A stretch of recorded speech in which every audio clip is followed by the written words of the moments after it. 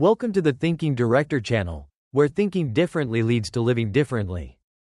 Have you ever asked yourself, if your paycheck stopped tomorrow, how long could you survive?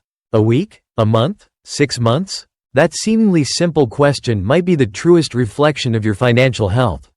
The truth is, some people have worked hard for 30 or 40 years, yet by the end of their lives, they couldn't survive a few months without income. Not because they were lazy. Not because they spent recklessly, but because they were never taught how to read the financial map of their own life. From a young age, we're taught all kinds of things: math, science, literature, even morality, but no one ever tells us money has a life cycle, and that every stage of our life requires a different way of thinking about and living with money. A poor decision at 30 could cost us decades. A wrong habit at 20 could lead to financial regret at 60. This isn't to scare you. It's an invitation to wake up, to pause and ask, where is my money flowing? Am I controlling it, or is it controlling me? Am I living a financially intentional life, or just being dragged along by monthly bills? This video isn't a crash course in investing. It's not a boring lecture about budgeting or saving. This is a journey to redraw the financial map of a lifetime, from age 20 to 60. One life, one money stream. A game no one ever taught us, but one that shapes everything: freedom, peace of mind, happiness, and even our dignity. I believe that each of us, whether we live in the US, Vietnam, Australia, or anywhere else, is on our own financial journey. But not everyone is in the driver's seat. Most people are just passengers, hoping the ride will somehow take them to a good place. So in this video series, I want to walk with you through each decade: your 20s, 30s, 40s, 50s, and 60s, using real stories, relatable lessons, painful mistakes, and moments of awakening, not to teach you something new, but to help you look honestly at where you are in your journey. You don't have to become a financial expert. You don't have to read Warren Buffett's entire bibliography. You just need to understand, where am I in this map? And what can I do today so that money stops being the boss of my life? If you're 25, this is the perfect time to start. If you're 35, it's not too late to pivot. If you're 50, you still have time to restructure. And if you're already 60, there's still a way to live your final decades with intention instead of drifting. So, are you ready? Let's walk through the 7 key financial stages of life. No one can draw this map for you. But once you sit down and pick up the pen, you'll be amazed at what you can design. I remember one winter afternoon in Hanoi. I hopped on a motorbike taxi to head across town. My driver was an older man, probably in his early 60s, with kind eyes and a warm voice. As we rode, he chatted about the city, about how he used to work in a government office for decades. Curious, I asked, "Do you still work every day?" He chuckled, a little awkwardly. "If I didn't, how would I eat? I still have to pay for medicine and help my granddaughter with college." I had no words, not because I pitied him, but because I suddenly felt helpless in the face of a truth too real. There are people who have worked hard their entire lives, done all the right things, played by the rules, yet at 60, they're still out there hustling. Not because they want to, but because they have to. It's not their fault, but it is a result of living in a system that never taught them how to manage money, only how to earn it. We were told to be good, to be hardworking, and everything would work out. But no one ever told us this. Being good and being free are two different things.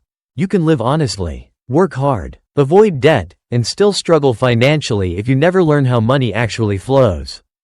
And this doesn't just happen in Vietnam. I've met many Vietnamese Americans here in the US, people who've lived and worked here for decades, earned decent incomes, raised families, but when I ask them about their 5-year financial plan, most give the same answers. "I haven't thought that far. Let's just get through this month first." It's not that they're irresponsible. It's that they've never had the chance, or the awareness, to step back and look at the big picture. We live on autopilot. Earn right pointing arrow, spend right pointing arrow, repeat. But we never stop to ask, where am I in my financial journey? Am I building something, or just surviving paycheck to paycheck? If a crisis hit tomorrow, would I be okay? Here's the truth. You don't need to master the stock market. You don't need a degree in finance. Financial awakening begins with one thing: awareness. The awareness that every dollar has direction. The awareness that your money habits today are shaping your future reality. The awareness that ignoring your finances won't make the problem go away, it only makes it grow quietly. Until one day, it roars. So let me ask you, do you know how much you earn, and where it all goes? Can you live for 3 to 6 months without income? Do you track your expenses? Do you know what you really need, versus what you buy just to feel better temporarily? Many people avoid these questions because they're uncomfortable. But avoidance is expensive. Awareness is light. And when you shine light on your money, you begin to see the way forward. You don't need to do anything dramatic to start. Begin by writing down your income and expenses. Reflect on what habits are helping you, and which ones are draining you. Set simple goals. Build a buffer. Pay off a small debt. Invest in a skill. I once heard a friend say, "I used to think that if I just made more money, I'd be fine. Now I know, it's not about how much I make. It's about how much I keep, and what I do with it." That's the mindset shift we all need. Because let's be honest, we can't control everything in life. But we can control how we respond. And with money, the first response should always be, pay attention. This is the beginning, not of a plan, not of a strategy, but of an awakening. And once you're awake, you'll never see your finances the same way again. In the next part, we'll talk about your 20s, a time when small decisions leave long shadows. Will you sow good seeds, or bad debt? Let's find out. Your 20s, that wild, vivid, high-energy decade where the world feels wide open, and you feel like anything is possible. You're young, you're hungry, you're full of dreams, and yet, it's in this very decade that many people begin planting the wrong seeds in their financial lives. The kind that grow into silent regret 10 or 20 years later. Let me tell you a true story. There's a girl named Queen. From a small town in northern Vietnam. She came to Hanoi for college. Supported by her parents with just enough for basic living. By age 19, she started working part-time jobs, waiting tables, passing out flyers, writing freelance articles. Some months, she made over 5-6 million Vietnamese dongs. About $250, not bad for a student. At first, she was proud, but soon, pride turned into spending. Makeup, gadgets, cafes, online shopping, short courses she never finished. When money ran short, she used lending apps. When that wasn't enough, she borrowed from friends, without tracking it. Within 6 months, she was caught in the loop. Earn, spend, owe, stress. Money stopped being a tool. It became a burden, a source of anxiety. Then one day, her mother called from home and said gently, "We can't send you money this month. Please take care of yourself. Okay?" That one sentence, no blame, no judgment, hit her like a wave. That night, Queen broke down. She realized she wasn't just being careless with money, she was being careless with herself. This is what happens in your 20s. You want to live fully. You want to experience everything. You want to prove you're independent, successful, worthy. And the world, especially social media, constantly feeds you this message. You only live once. Treat yourself. You deserve it. Just do it. What they don't show you is the debt, the anxiety, the emptiness after the shopping high fades. What they don't show you is that every swipe, every tap to pay now, is a seed. And seeds always grow. Here's the truth. Your 20s are not the time to get rich. They're the time to get wise. Let me say that again. Don't worry about building wealth in your 20s. Worry about building your foundation, the kind that makes wealth possible later. Because by age 30, the people who succeed financially aren't always the smartest or the boldest. They're the ones who, back in their 20s, learned 1. How to make money for real. Not in theory, not from textbooks, but by doing. The world won't teach you this, you have to teach yourself. 2. How to control their spending. Every spending habit becomes a lifelong pattern. If you constantly spend to feel better, you're training your brain to use money emotionally, not strategically. 3. How to invest in themselves. Not in gold or stocks yet, but in mindset, in discipline, in skill sets, in understanding how money works. Let's go back to Queen. After that turning point, she started tracking every dollar. She used the 70-20-10 method. 70% for essential living, 20% for saving, 10% for learning. She stopped borrowing. She read one article a week on personal finance. She watched free videos. She wrote down what she learned. In 1 year, she paid off her debt. In 2 years, she had a savings account with $1.500 and a solid freelance income stream. She didn't become rich, but she became stable. And sometimes, being stable is the most valuable thing you can build in your 20s. So let me ask you, are you building discipline, or just collecting dopamine hits? Are you learning how to handle $500 so one day you'll be ready for $5? Are you planting seeds of control, or of chaos? Because money doesn't suddenly make you better. It just amplifies who you already are. If you're reckless with $100, you'll be reckless with $10. If you can't manage $1 now, you'll drown under $100 later. So what should you do in your 20s? Start small. Track your spending, even with a notebook or an app. Create your first emergency fund, even just $500.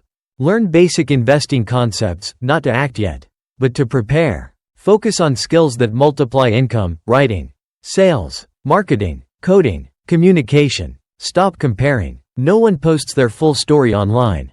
And above all, remember, you are planting something with every decision. Don't plant debt. Don't plant anxiety. Don't plant pressure to impress people who don't matter. Plant the mindset that will protect and grow your life for decades to come. In the next chapter, we'll enter the 30s, a time when income rises, but so does the risk of losing control. Because money is easier to make now, but harder to keep. Let's explore how to hold on tight. If your 20s are about planting seeds, then your 30s feel like the moment things start to grow. You've got a steady job. Your income is higher. You're moving up in your career. Maybe you bought a house.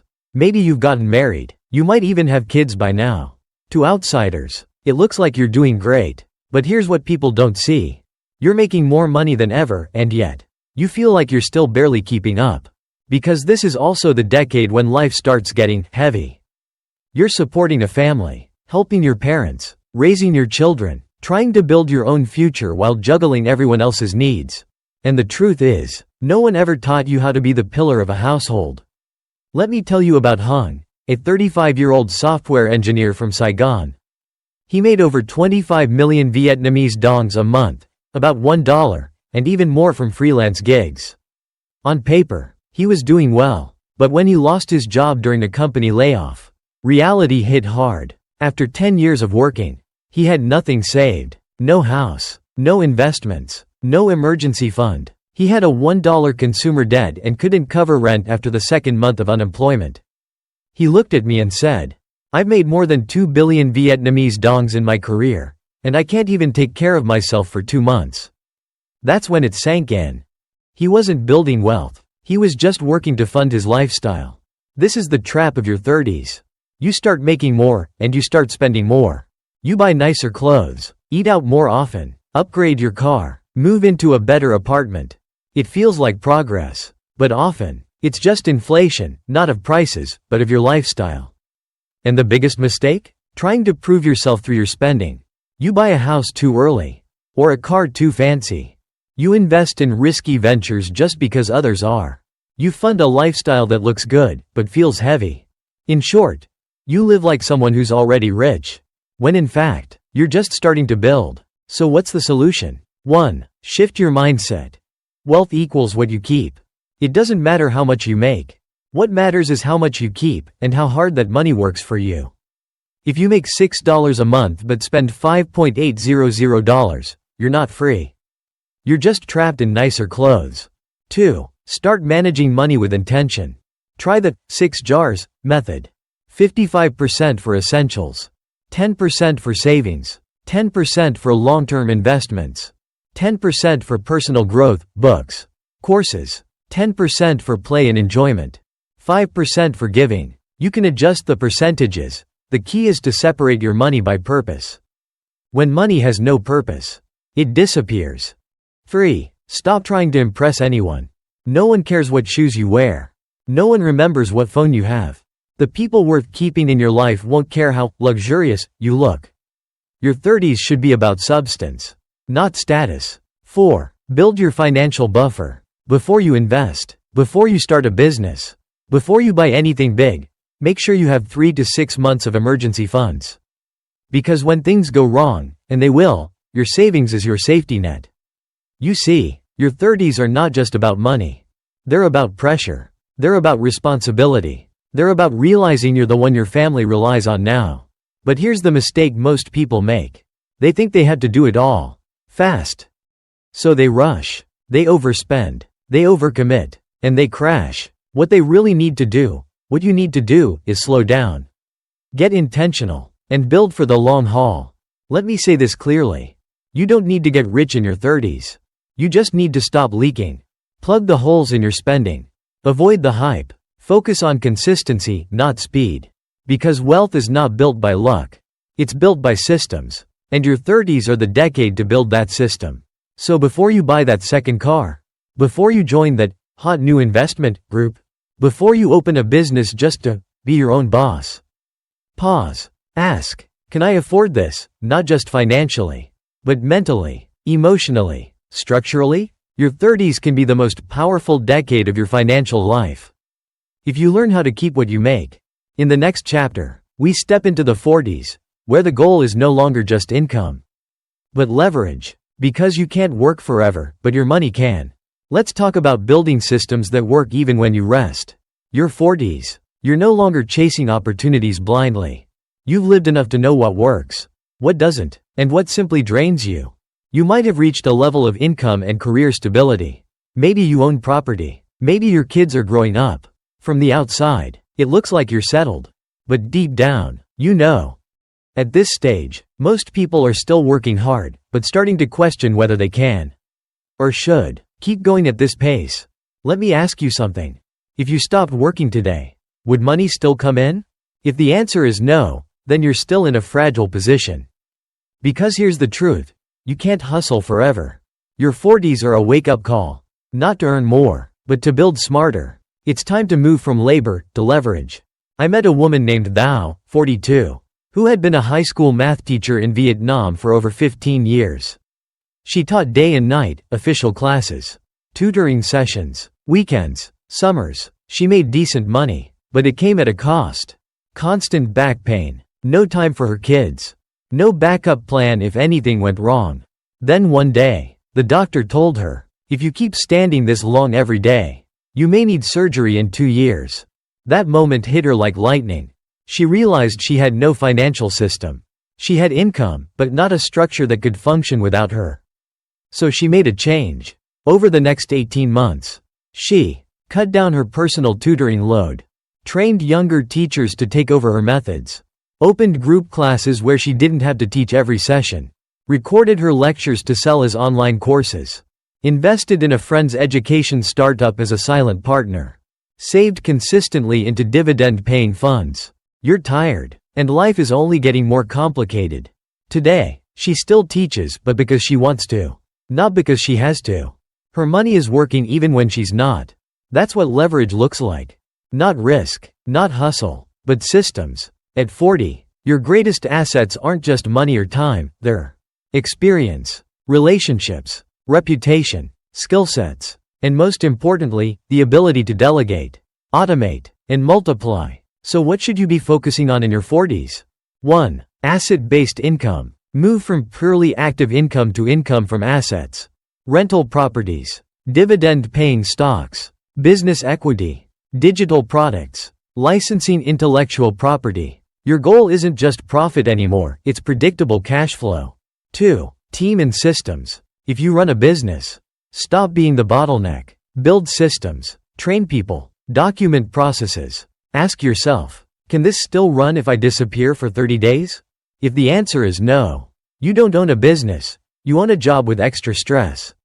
3. Smart investing. Your risk tolerance should evolve. Don't chase hype. Focus on preservation and growth, in that order.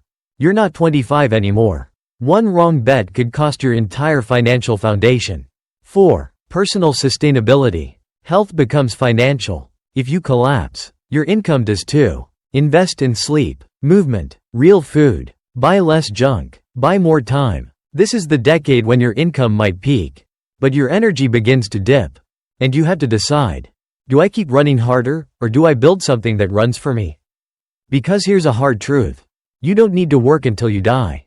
But if you never build systems, you'll have no choice. So if you're in your 40s, this is your moment to pivot. Use your wisdom. Use your networks. Use everything you've learned so far, not to keep working harder, but to create something that works for you. And it doesn't need to be big. One small rental unit, one online course, one automated income stream, one clear financial system with buckets and rules. These things, over time, compound, and when done right, they set you up for the next phase, not just survival, but peace. Because in your 50s, it's no longer about climbing.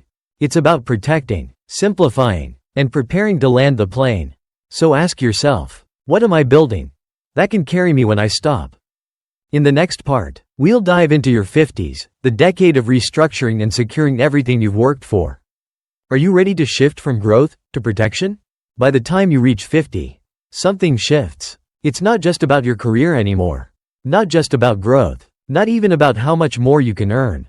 At 50, the question becomes, how do I protect everything I've worked so hard to build? Because whether you're ready or not, this is the decade when the margin for error shrinks. You start feeling it in your body first. The energy isn't what it used to be. Back pain, joint aches, trouble sleeping, they become familiar. The doctor starts giving you gentle warnings. Your calendar fills up with more health checkups than meetings. Then it hits you mentally. Your kids are headed off to college. Your parents are getting older.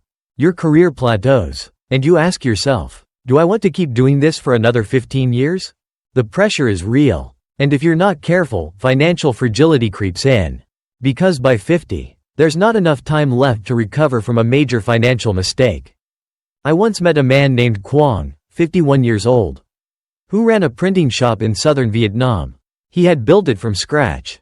At its peak, he employed 15 people and made over $25 a month in revenue. From the outside, it looked successful, but on the inside, it was exhausting. Employees kept quitting, orders were inconsistent, machines broke down often, costs were rising, profits were unpredictable, and worst of all, he couldn't step away. The whole business depended on him. Then came the health issues, insomnia, hypertension, knee pain. One night, he looked at his wife and said, "We work non-stop every year, and I'm still this stressed. What are we really chasing?" That was the turning point. Over the next year, Quang restructured everything. He downsized his staff to 4 people, switched to fewer but more reliable clients, sold 2/3 of his equipment, took that money to buy a small piece of land on the city's outskirts, built 6 rental rooms and began earning consistent monthly income, invested in low-risk, dividend-paying assets, created a simpler, more flexible business model. Today, his total income is less than before. But his life? Infinitely better.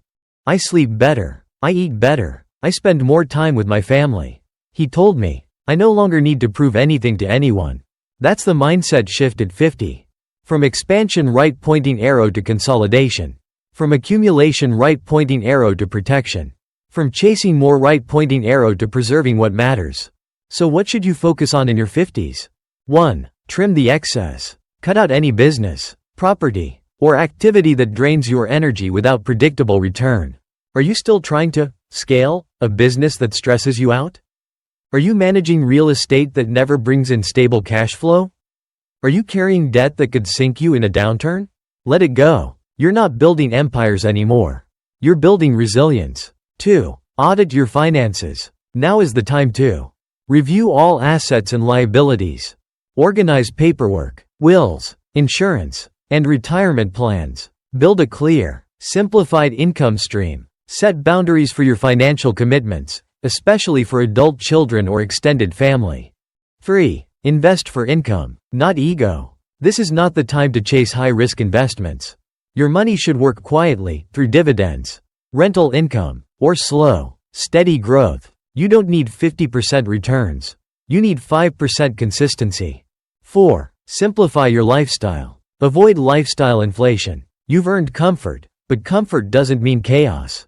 Fewer expenses, smaller space, lighter commitments, more room for joy. Your 50s are not about slowing down. They're about smartening up. You've seen enough. You've tried enough. You've earned the right to stop chasing and start designing. Because now, more than ever, your time matters more than your title. Your peace matters more than your profit. And your financial future depends less on what you can do, and more on what you choose not to do anymore. So if you're in your 50s, here's the honest truth. This is your last big window to clean up, set up, and lock in your future. You don't need to be richer. You need to be ready. In the next chapter, we reach the milestone that most people fear, but few prepare for. Age 60, is it the season of harvest, or hardship? Let's find out what happens when the seeds you planted, or neglected, finally show their fruit. Picture a bird flying alone across the sky at sunset. It's flown through forests, storms, sunrises, and valleys. Now, it no longer seeks new skies, it simply wants a safe place to land. That's what age 60 feels like. You're not looking to prove anything anymore. You're not chasing success. You just want peace, dignity, and enough. But not everyone arrives at 60 with the same experience. I've seen two types of people at this age. The first one wakes up early to stretch, take a morning walk, sip coffee slowly, tend to a small garden, read, maybe travel now and then. They're not rich, but they're free. Their finances are stable. Life is simple and full. The second wakes up even earlier, not for leisure, but to head to a store to help their kids run the business, to deliver food orders, to babysit grandkids because hiring help is too expensive. They're constantly tired, anxious, physically worn out. They didn't plan to be here, but they are. Not because they didn't work hard, but because they were never taught how to prepare for this season. Age 60 is not about retirement. It's about facing the consequences of every decision you made from 30 to 50. If you spent recklessly in your 30s, you may be skipping medication now to pay rent. If you took risky investments in your 40s, you might have nothing left to fall back on. If you bought a house beyond your means at 50, you may still be paying debt, with no energy left to earn. But, if you invested steadily from your 30s, you might now live off dividends. If you built a small rental business in your 40s, you likely have passive income. If you streamlined your life in your 50s, you might now enjoy calm, simple days. Age 60 doesn't judge, it just reveals. I once visited an elderly man. He was a retired public servant. His pension wasn't high, but in his 40s he had quietly started buying gold, investing in small dividend stocks, and building a rental room in his backyard. Now at 62, he told me, "I don't earn money anymore, but my money still works for me." It wasn't wealth, it was wisdom, and wisdom gives freedom. Here are the 3 questions every 60-year-old must ask. 1. Do I still need to work to survive? Or do I have passive income? 2. Do I live on my terms? Or am I still depending on children, government support, or side hustles? 3. What legacy am I leaving, besides my time? Not just assets, but insights, stories, values, and example. The difference between a season of harvest and a season of survival isn't luck. It's planning. It's not about how much you earned. It's about what you built, quietly, consistently, over decades. If you drew a clear financial roadmap in your younger years, 60 becomes a graceful landing. If you drifted year by year without direction, 60 becomes a crisis. But here's the good news. You don't need to be wealthy to have peace. You just need a small, steady income stream, a simple, decluttered lifestyle, a mindset of enough, a home you can afford, a heart that's let go of comparison. You need time, not status. You need presence, not possessions. Because in this chapter of life, less truly is more. And if you're already 60, it's not too late. You can still downsize to reduce expenses, monetize your knowledge through consulting or writing, collect small rental income, live with intention, not obligation, cut financial dependency on your children, or vice versa. But if you're not yet 60, this is your wake-up call. You still have time to plan wisely. Age 60 is not an ending. It's the mirror that reflects how you've danced with money your whole life. Some will smile, some will sigh, but all of us still have the power to choose how we spend our final chapters. In the final episode, we'll zoom out and look at the full journey, from 20 to 60, and what it means to live one life. One stream of money, with purpose. Are you ready to put it all together? Let's close the loop. Someone once said, "Life is like a river. It never stops flowing, but where it flows depends on how you shape its path." Money is the same. You can't expect a steady stream at age 60 if you never dug the channels in your 30s. You can't enjoy peace later if you didn't plant seeds of discipline earlier. Looking back on this journey, from age 20 to 60 we've walked through 7 key stages. Each one a turning point in your financial life. In your 20s, you learn to think clearly about money, not chase it blindly. In your 30s, you realize it's not about income, it's about keeping what you earn. In your 40s, you shift from working harder to building systems that work for you. In your 50s, you stop expanding and start protecting what you've built. In your 60s, you either reap the rewards or face the consequences. And woven throughout it all are 2 critical steps. Right pointing arrow awareness of your habits. Right pointing arrow avoiding the traps of consumer culture. Every choice you make with money is a brushstroke on the canvas of your life. And while it's easy to think that one big win will change everything, the truth is, it's the small, quiet, consistent decisions that shape your future. That coffee you skip. That expense you delay. That book you buy instead of a gadget. That savings plan you stick to, even when no one's watching. Over time, those moments compound and become freedom. So wherever you are in your journey today, pause and ask, where am I on this map? Am I drifting, or am I directing? If I keep doing what I'm doing for 5 more years, where will I end up? Don't wait for a wake-up call. Start by looking at your own numbers. Write down what you spend. Track what comes in, and what leaks out. And more than anything, ask yourself what kind of life you want money to help you build. Not a rich life. A free life. A life where you don't panic when the paycheck is delayed. Where you don't argue with your partner about bills. Where you can say yes to what matters and no to what doesn't.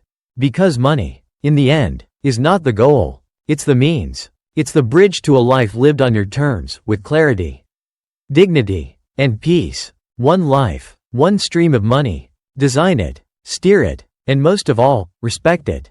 Because money never lies. It always flows in the direction of your awareness. Thank you for joining me on this journey. If this content has helped you see your financial life more clearly, please consider sharing it with someone you care about. Because the more of us who learn how to guide our money, the more of us who get to live not just longer lives, but better ones.